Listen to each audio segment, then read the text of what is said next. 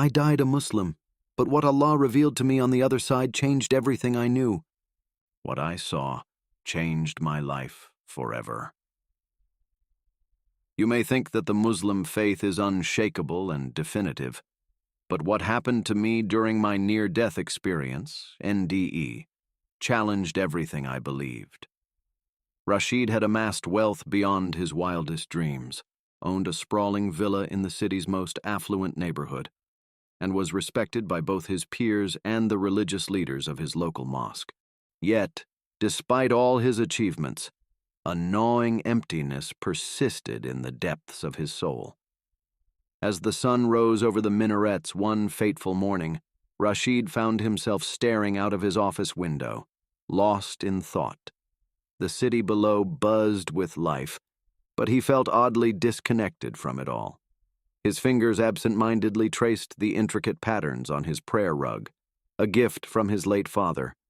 He sighed heavily, the weight of his spiritual emptiness pressing down on him like a physical burden. I have everything a man could want, he mused, his dark eyes reflecting the golden sunlight. So why do I feel so incomplete? For years, Rashid had been a devout Muslim, never missing a prayer, fasting diligently during Ramadan, and giving generously to those in need. His faith had been the cornerstone of his existence, the lens through which he viewed the world and his place in it. But lately, a creeping doubt had begun to take root in his heart. During his prayers, he felt as if he were speaking into a void, his words echoing in an empty chamber with no response. As he prepared for another day of meetings and business deals, Rashid couldn't shake the feeling that something was missing. He went through the motions, greeting his employees with a forced smile, signing contracts with a steady hand. But inside, a storm was brewing. Little did he know that this ordinary day would be the beginning of an extraordinary journey, one that would challenge everything he thought he knew about faith, life, and the very nature of existence itself. The day progressed like any other until, in a moment that would forever be etched in Rashid's memory, fate intervened. As he was leaving a business lunch, hurrying to make it to the mosque for afternoon prayers, a screeching of tires pierced the air. Rashid turned, time seeming to slow as he saw a car careening towards him. In that split second, a kaleidoscope of images flashed before his eyes: his childhood in Alexandria, his father's proud smile at his university graduation, the day he opened his first successful business. Then, impact. The world went black. When Rashid opened his eyes, he was no longer on the busy street. Gone were the sounds of honking horns and bustling pedestrians. Instead, he found himself enveloped in a brilliant, all-encompassing light. It was unlike anything he had ever seen, not the harsh glare of the desert sun, nor the warm glow of candlelight. This light seemed to emanate from everywhere and nowhere at once, filling him with an indescribable sense of peace. For what felt like an eternity, Rashid floated in this sea of radiance, all his earthly concerns melting away. The constant pressure of business dealings, the weight of societal expectations, the nagging doubts about his faith, all of it dissolved in the face of this overwhelming serenity. But then, something changed. A presence made itself known, not through sight or sound, but through a profound sense of awareness. Rashid felt himself in the company of something far greater than himself, a force that seemed to embody the very essence of divine justice. This presence did not speak in words, yet Rashid understood its message with perfect clarity. It asked not about his adherence to religious rituals or his material successes. Instead, it probed deeper, questioning the impact he had made on the souls around him.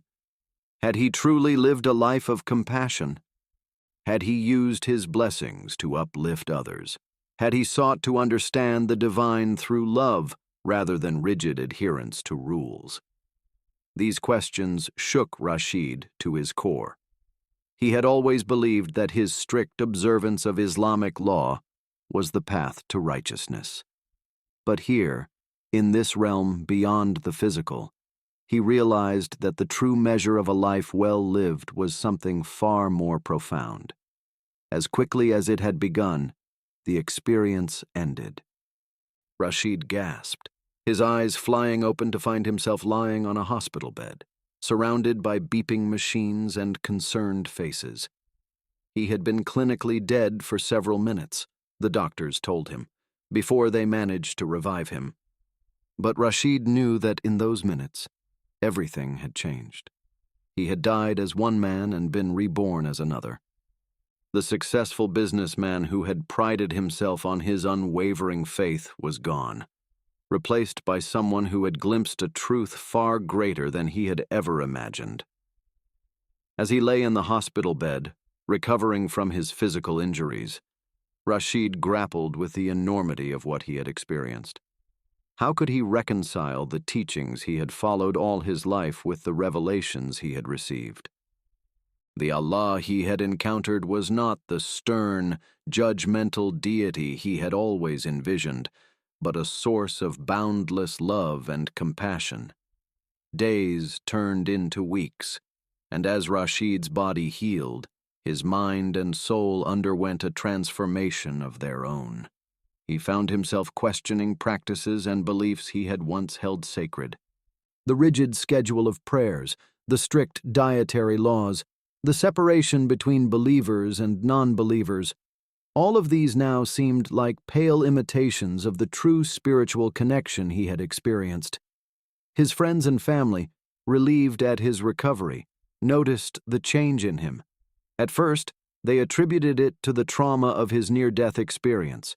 But as Rashid began to speak of his newfound understanding, their relief turned to concern, and then to alarm.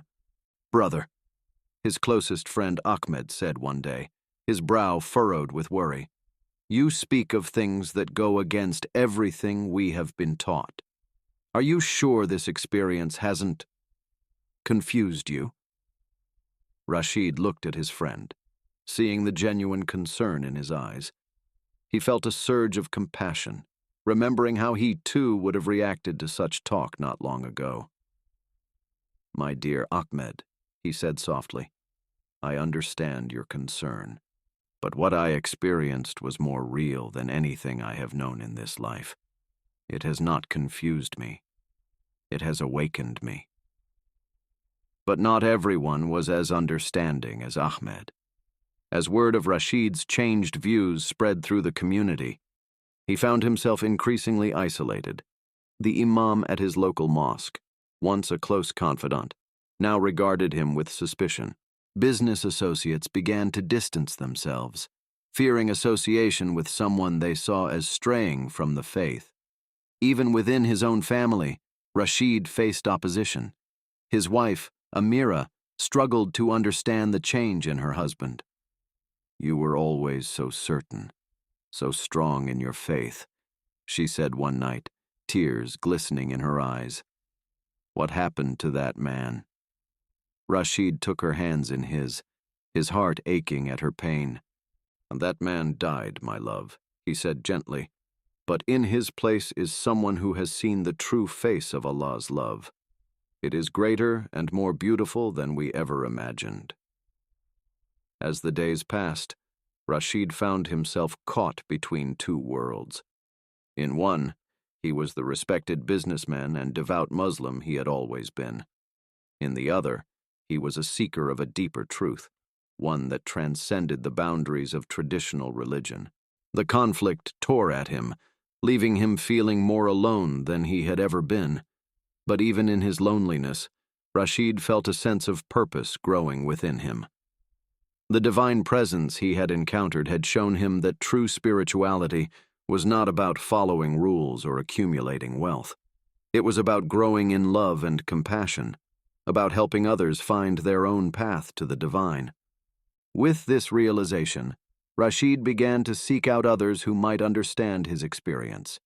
He researched near-death experiences, read accounts of spiritual awakenings from various traditions, and slowly began to find kindred spirits.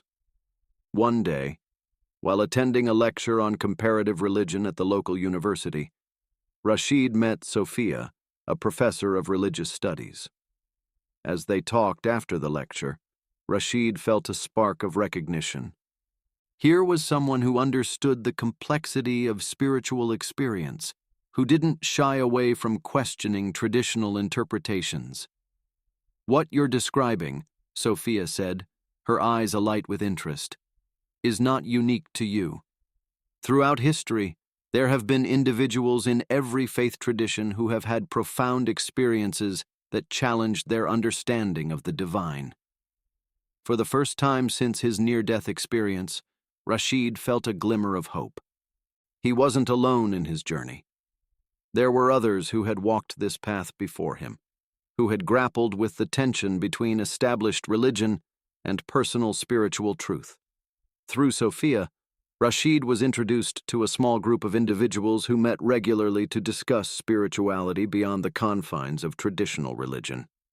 There was Muhammad, a Sufi mystic who spoke of the divine in poetry and metaphor; Sarah, a former evangelical Christian who had found a broader understanding of God through meditation; and Eli, a Jewish scholar who saw the divine in the interconnectedness of all things. In this diverse group, Rashid found a new kind of community. Here, he could speak freely of his experience without fear of judgment. He could explore the depths of his changing beliefs, finding support and challenge in equal measure. As he shared his story with the group, Rashid felt a weight lifting from his shoulders. "I always thought that being a good Muslim meant following every rule to the letter," he confessed one evening. "But what I saw, what I felt, it was beyond rules. It was pure love." Muhammad nodded, his eyes twinkling. The great Sufi poet Rumi once said, "Beyond ideas of wrongdoing and right-doing, there is a field. I'll meet you there." Perhaps, my friend, you have found that field. These conversations were balm to Rashid's soul, but they also intensified the conflict he felt in his daily life. How could he continue to lead his business, to interact with his community, when he felt so fundamentally changed? The disparity between his inner truth and his outer life became increasingly difficult to bear. One night, unable to sleep, Rashid found himself in his study, surrounded by the trappings of his successful life. Awards lined the walls, testaments to his business acumen. But his eyes were drawn to a small, framed photograph on his desk. It showed a younger version of himself, standing proudly next to his father outside their modest childhood home. As he gazed at the image, Rashid remembered his father's words on the day he left for university. "Success is not measured by what you gain for yourself, but by what you give to others." In that moment, clarity washed over Rashid like a wave. He had been given a gift, a glimpse of a higher truth, and with that gift came a responsibility. He couldn't continue living a life divided. It was time to align his outer world with his inner reality, no matter the cost. The next morning, Rashid called a meeting of his company's board of directors. With a steady voice and unwavering resolve, he announced his decision to step down as CEO. "I have been blessed with success," he told the shocked faces around the table. "Now, it's time for me to use that success to serve a higher purpose." News of Rashid's resignation spread quickly through the business community and beyond. Speculation ran rampant. Had he suffered a mental breakdown? Was there a scandal about to break? But Rashid paid no attention to the rumors. He was focused on the path ahead. With the resources he had accumulated over years of successful business ventures, Rashid set out to create something new. A center for spiritual growth and community service.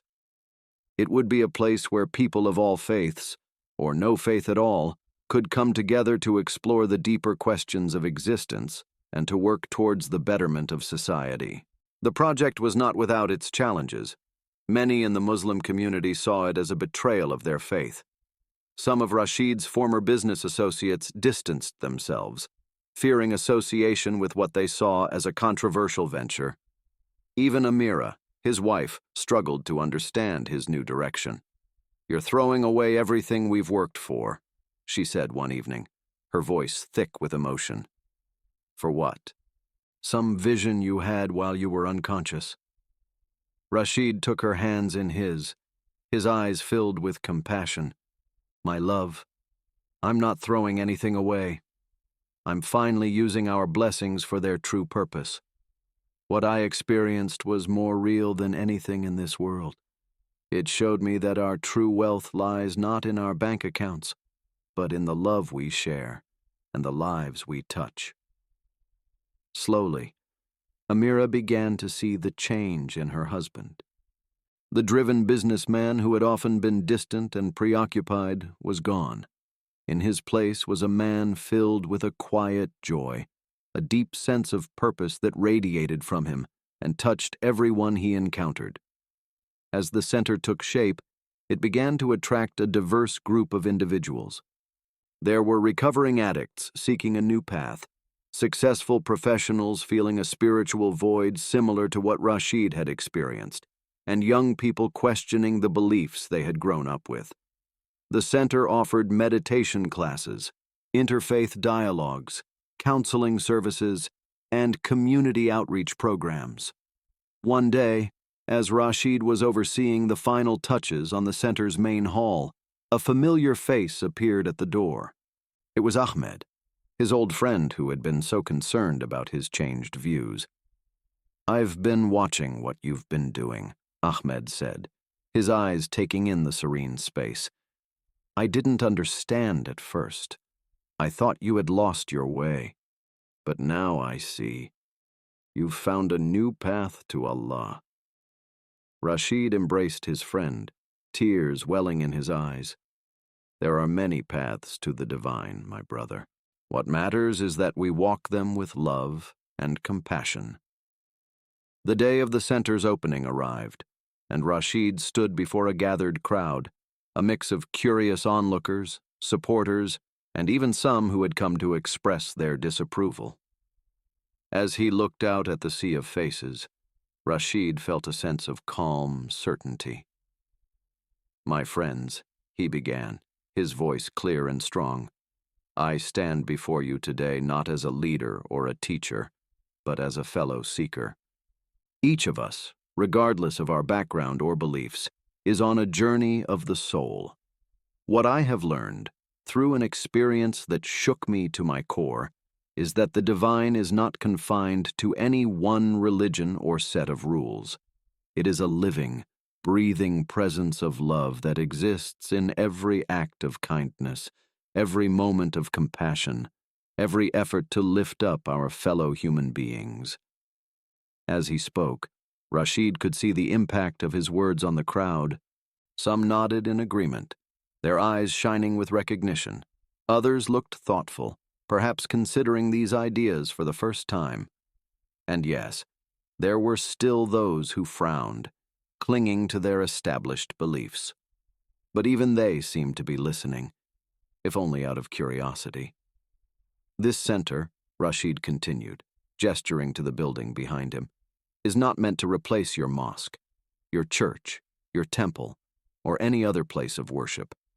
It is a space where we can come together, share our experiences, and support each other in our spiritual growth. It is a place where we can put into practice the highest teachings of all faiths: love, compassion, and service to others." As the years passed, the center became a beacon of hope and understanding in the community. People who might never have interacted in their daily lives found common ground within its walls. Former enemies became friends, divided families found reconciliation, and countless individuals discovered a deeper sense of purpose and connection.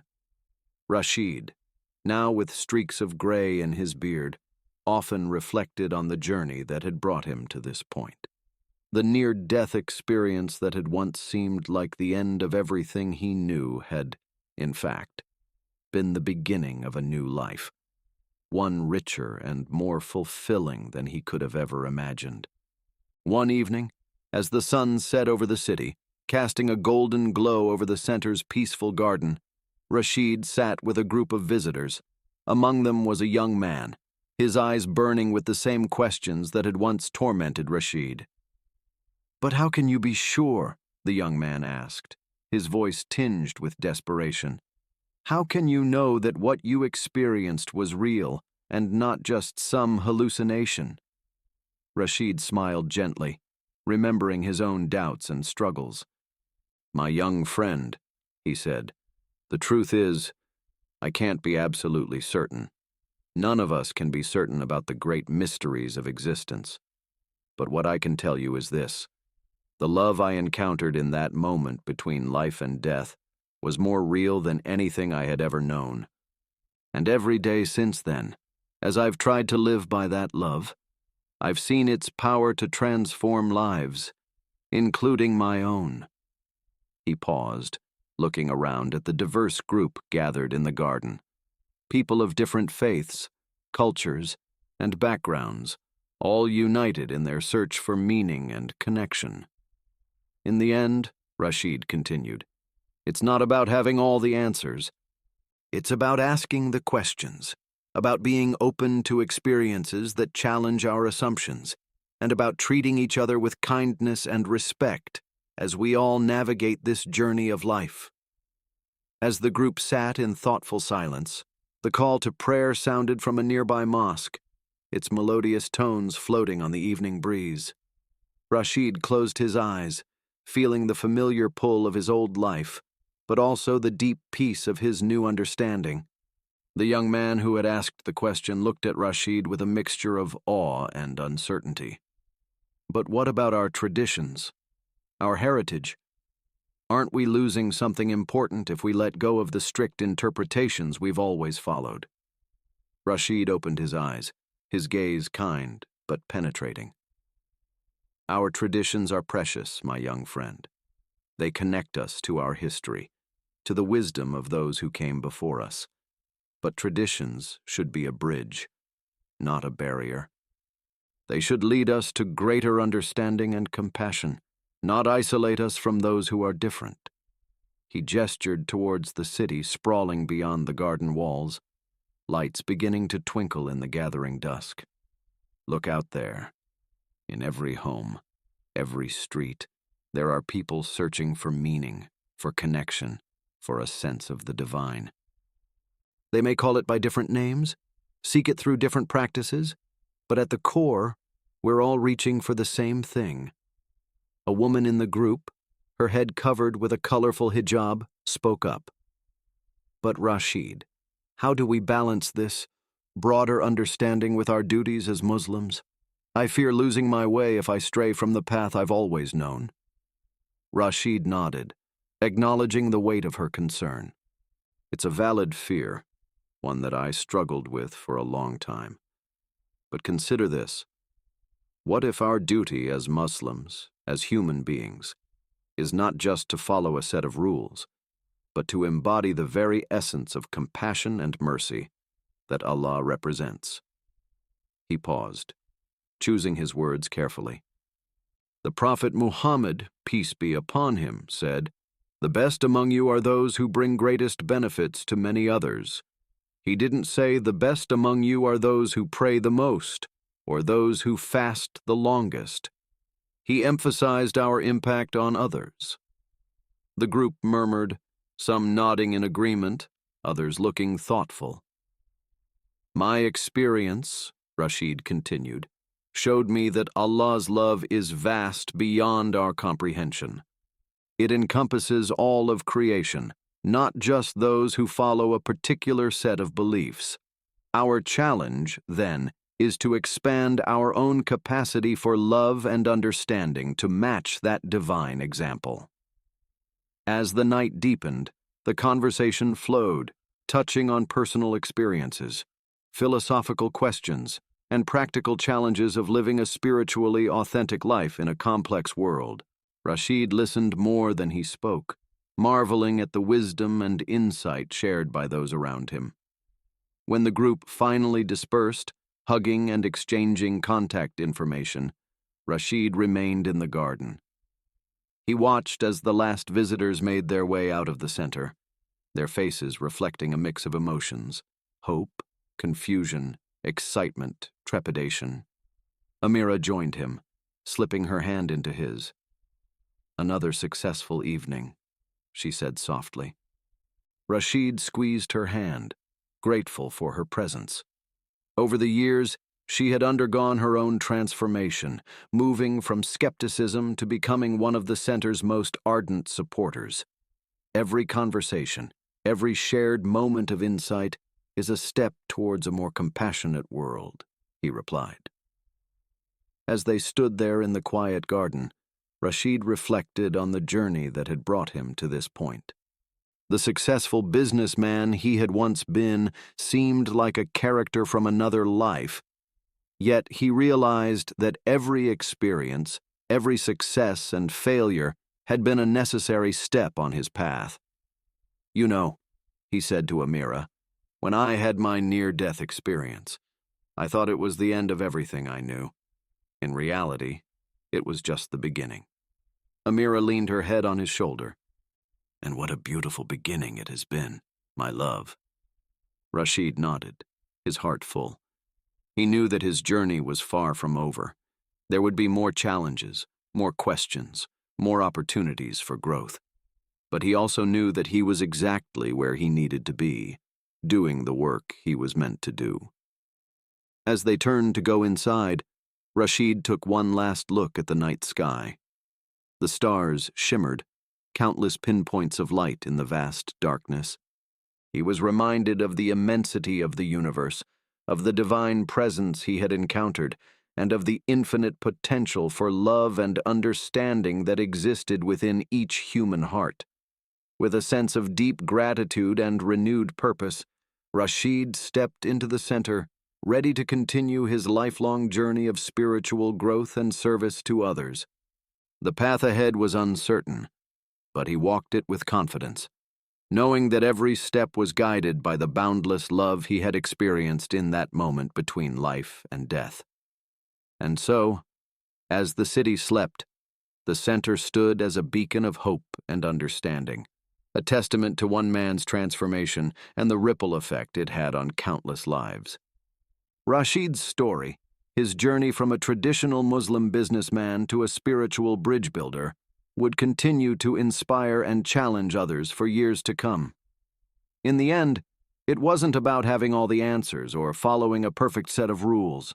It was about living with an open heart, embracing the questions, and recognizing the divine spark in every person, regardless of their beliefs or background. This was Rashid's legacy, a living example of how one person's spiritual awakening could spark a movement of love and understanding in a world so often divided by differences.